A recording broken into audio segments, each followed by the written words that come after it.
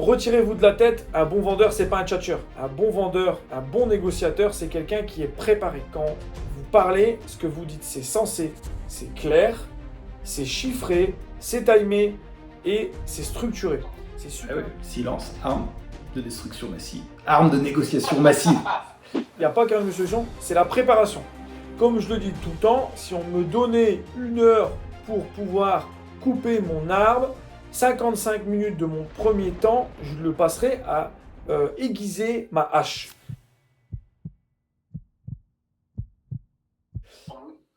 Alors bonjour, vidéo rapide, très courte, vidéo du jour. L'idée c'est de se dire comment faire pour négocier un bien immobilier. Aller chercher une décote de 15, 20, 25%.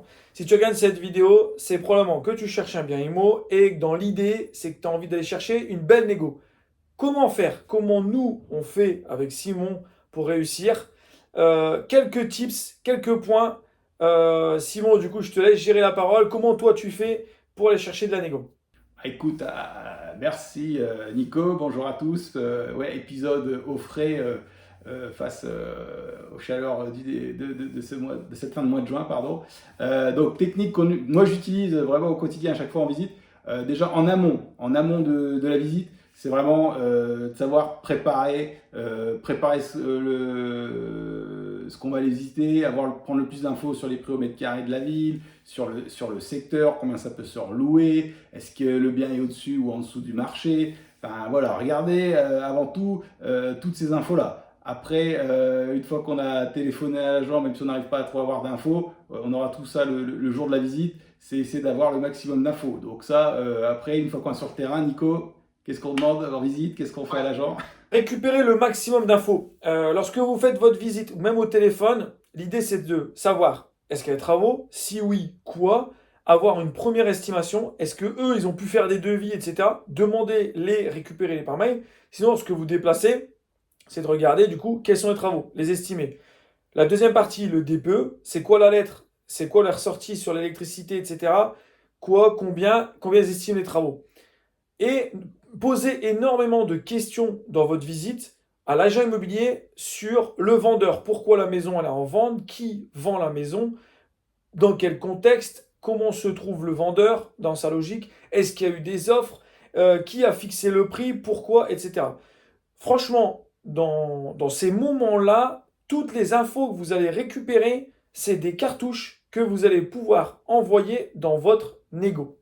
Exactement. Ouais. Donc, en résumé, avant d'aller négocier et parler de prix, on se prépare. On a toutes les infos. En fait, le but, c'est de pouvoir en mettre le maximum de notre côté, d'avoir le maximum d'infos pour, comme tu dis, des cartouches pour savoir ce qu'on va donner.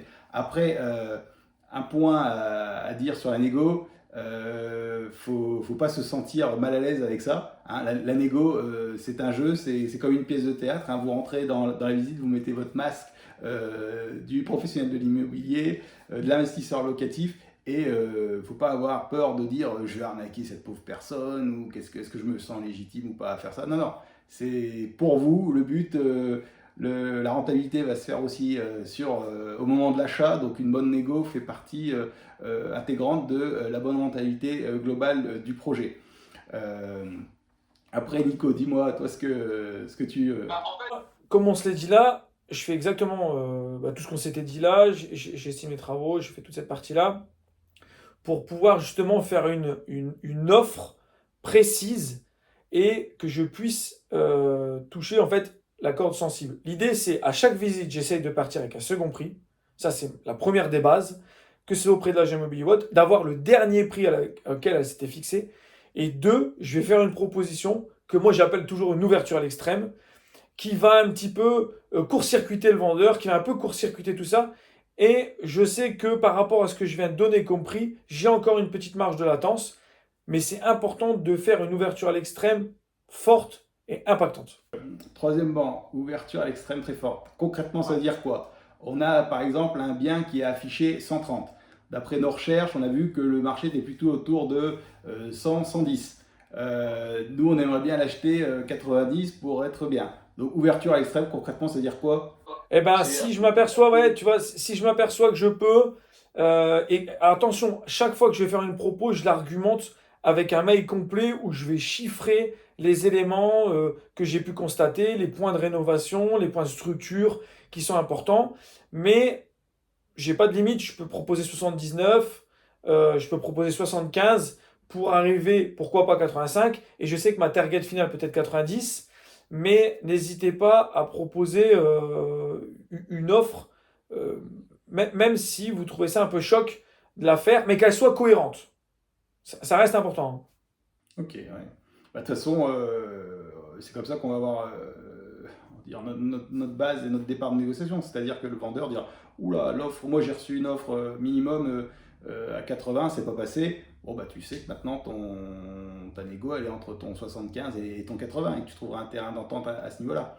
Moi, la quatrième technique que je voudrais partager, c'est celle qu'on appelle de la fausse barre. C'est-à-dire, on va négocier laisser négocier et gagner entre guillemets l'agent immobilier sur un point de négociation qui finalement n'est pas vraiment important pour nous, parce qu'une fois qu'on a laissé entre guillemets l'agent gagner sur ce point-là, sur notre deuxième point qui sera vraiment très intéressant et qui nous importe beaucoup, là on lâchera rien. En gros, par exemple, premier point, on peut dire à l'agent immobilier, bon voilà, quels sont vos frais, combien vous prenez sur ce mandat. Bon, moi je prends 10 000. Bon, bah écoutez, est-ce qu'on c'est un peu négociable? Tu pousses pas trop. Ah non, monsieur, machin, c'est comme c'est. Bon, bah ok, vous prenez vos 10 000. Par contre, là, sur le bien, je vois qu'il est affiché à 130. Déjà, le prix est à 100. Vous me dites que vous avez reçu une offre minimale à 80. Moi, j'ai fait mes calculs. Comme tu dis, Nicolas, appuyé, structuré et chiffré, par exemple, que ce soit sur la lettre du DPE, que ce soit sur les travaux qui sont à refaire, s'il y a des points négatifs qui ressortent ou autres. Moi, monsieur, voilà, on ne va pas toucher à vos frais de mandat. Par contre, sur le bien, il va falloir faire un petit effort sur le bien. Et là, la personne, normalement, est plus encline à accepter à la négociation. Voilà. Ça, c'est une vraie stratégie, je trouve, qui est très impactante et qui marche très fort. Non, non, mais effectivement, en fait, ça te permet de trouver un peu une relation de gagnant-gagnant à la finalité de ton deal et de faire en sorte que tout le monde en sorte gagnant, mais bien évidemment, tu tires toujours la couverture de ton côté. Euh, en fait, moi, si... Et quoi?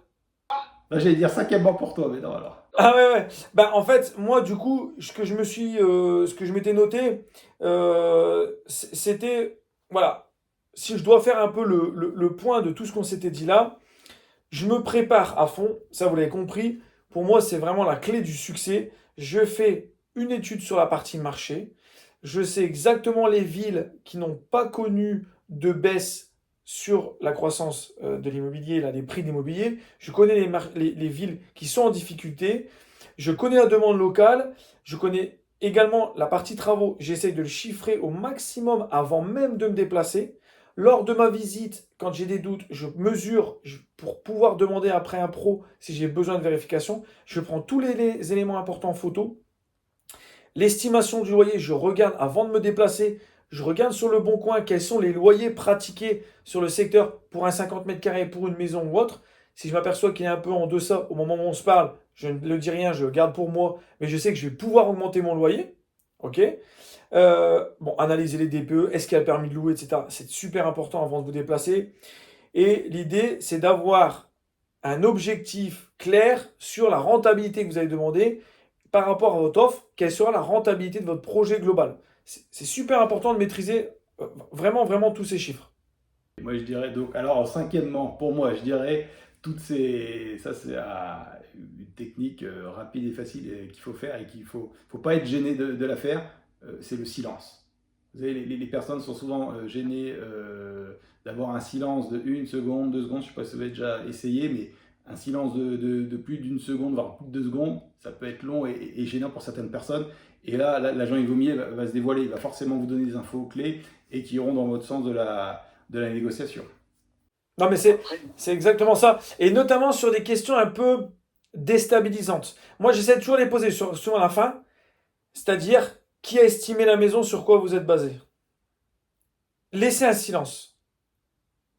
Et en règle générale, à la fin, la personne va vouloir casser le silence en disant en fait, elle n'est pas estimée, on l'a pas estimée à ce prix-là. En fait, et c'est là où vous allez chercher de l'info. C'est là où il faudra continuer à tirer sur la corde. Et tu as raison, le silence, c'est pour moi pareil, c'est super important. Ah oui, silence, arme de destruction massive, arme de négociation massive. Et si on veut respecter nos timings et qu'on conclut, du coup, qu'est-ce que toi, tu dirais? Ben, moi, j'avais encore 2 points à ajouter. Donc, sixième point, c'est bien souvent, c'est plutôt l'agent immobilier qui essaie cette technique sur nous. C'est-à-dire, c'est la technique un petit peu d'urgence et de limiter dans le temps. C'est-à-dire, monsieur, j'ai déjà eu 10 visites, j'ai déjà 3 offres sous le coude, on va se décider ce week-end, dépêchez-vous, dépêchez-vous. Ça, vous écoutez pas, c'est pas votre problème, vous êtes un investisseur, vous êtes avec la raison, pardon, la tête, pas avec le cœur. Donc là, il veut essayer de vous convaincre sur ça. Donc, faites-le plutôt vous, c'est-à-dire, voilà, moi, vous avez fait votre étude, comme a dit Nico en amont, vous savez vraiment ce que la maison vaut, vous savez combien votre projet est rentable, donc c'est ce prix-là. Vous faites votre offre d'achat, voilà. Moi, mon offre d'achat, ce sera 75 000 euros. Cette offre est valable 48 heures. La balle est dans votre camp, maintenant, à vous de vous décider. Vous remettez là le côté un peu stressant et la prise de décision dans le camp de l'acheteur, enfin du vendeur et de l'agent IMO. Et donc voilà, et ça c'est aussi une technique qui marche fortement parce que la personne, si elle est vendeuse et qu'elle doit vendre, et ben voilà, elle n'a pas 50 000 offres, elle a la vôtre sous les yeux. Dans 48 heures, c'est plus bon et donc c'est fini.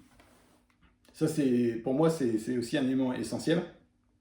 Après, je m'étais noté une autre conclusion que j'ai, du coup, mon 7e point que j'ai oublié. Alors, on peut peut-être conclure.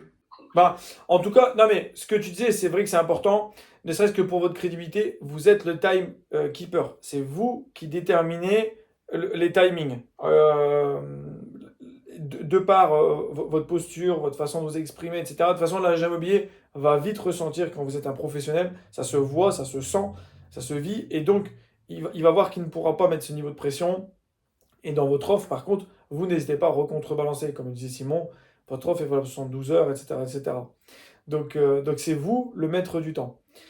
Euh, en fait, moi, si je devais résumer ce qu'on s'était dit là, c'est retirez-vous de la tête, un bon vendeur, c'est pas un tchatcheur. Un bon vendeur, un bon négociateur, c'est quelqu'un qui est préparé. C'est un professionnel.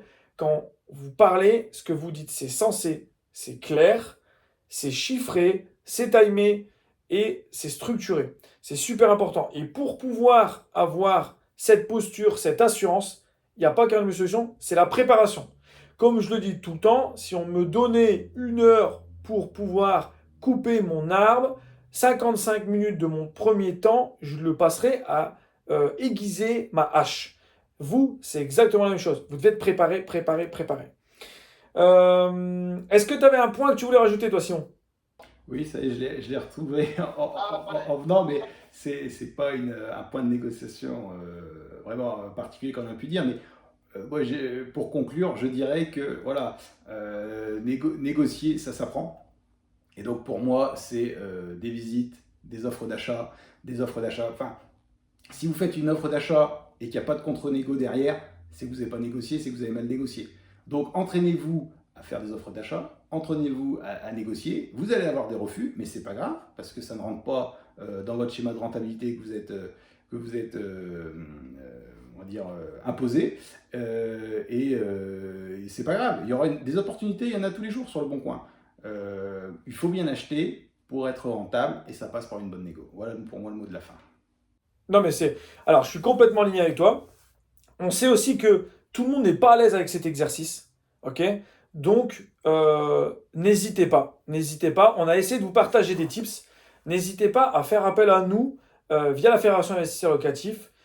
Si vous n'êtes pas à l'aise, si vous avez essayé, vous êtes pris les pieds dans le tapis, si vous avez besoin d'être accompagné, si vous avez besoin d'un moment de se dire, ok, bah, je vais me développer et je souhaite être accompagné, on est là pour ça. Fédération des investisseurs locatifs. Vous avez la possibilité d'avoir un appel de 30 minutes avant même, qui est complètement gratuite, avant même de payer le coin que ce soit. Et ben en fait, on se fera un plaisir de vous accompagner sur ce point-là. Parfait. Merci Nico. À très bientôt pour une prochaine vidéo. Allez, à très bientôt, à très vite. Ciao. Ciao, merci.